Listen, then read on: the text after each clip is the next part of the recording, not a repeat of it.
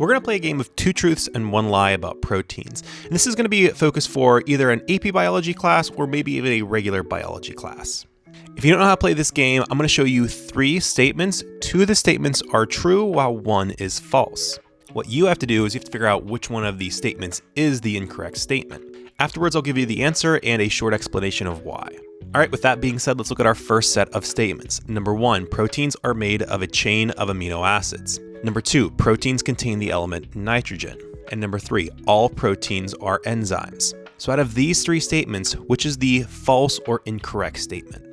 The incorrect statement is number 3, all proteins are not enzymes. Let's go over the reasoning behind each of these statements. First of all, proteins are a macromolecule, which just means they're a larger molecule made of smaller subunits. The subunits, or the monomer that proteins are made of, are called amino acids. So whenever we bond a bunch of amino acids together, they will eventually form a protein. Number 2 is also true because proteins contain the element nitrogen. Now, we also see nitrogen in nucleic acids. However, since all proteins are made of amino acids and all amino acids have this amino group that has nitrogen, then all proteins are going to contain nitrogen. The last one here is incorrect because not all proteins are enzymes. I have down here all enzymes are proteins, but not all proteins are enzymes. So there are other proteins other than enzymes. Enzymes make up a large group of proteins, but they're not the only proteins.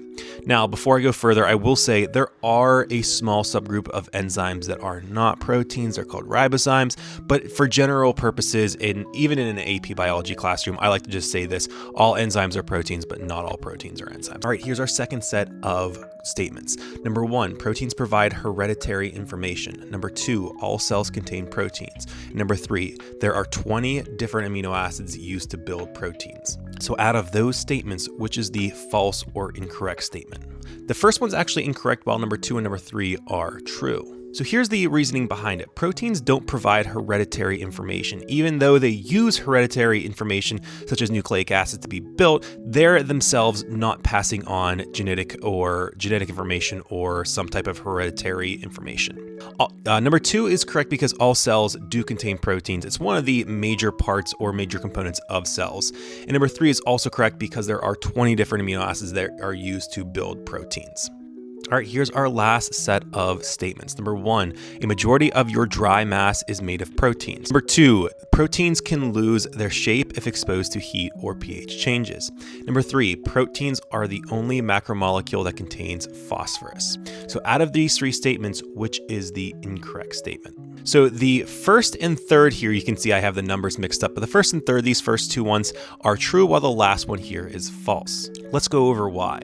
So it's true that a majority of your cell's mass, or the majority of the molecules that make up a cell, are proteins. A lot of you, or a lot of life in general, is just made of a bunch of proteins. Proteins can also become denatured if they're exposed to high heat or large changes in pH. What happens when they become denatured is they lose their shape because of the amino acids becoming unbound within that protein.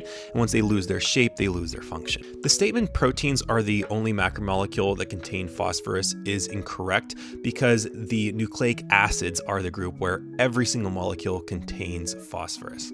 Now, I will say, as a little kind of side note here, there are a couple other molecules that contain phosphorus, such as like the phospholipids in lipids and very few amino acids. However, not all of those molecules contain phosphorus.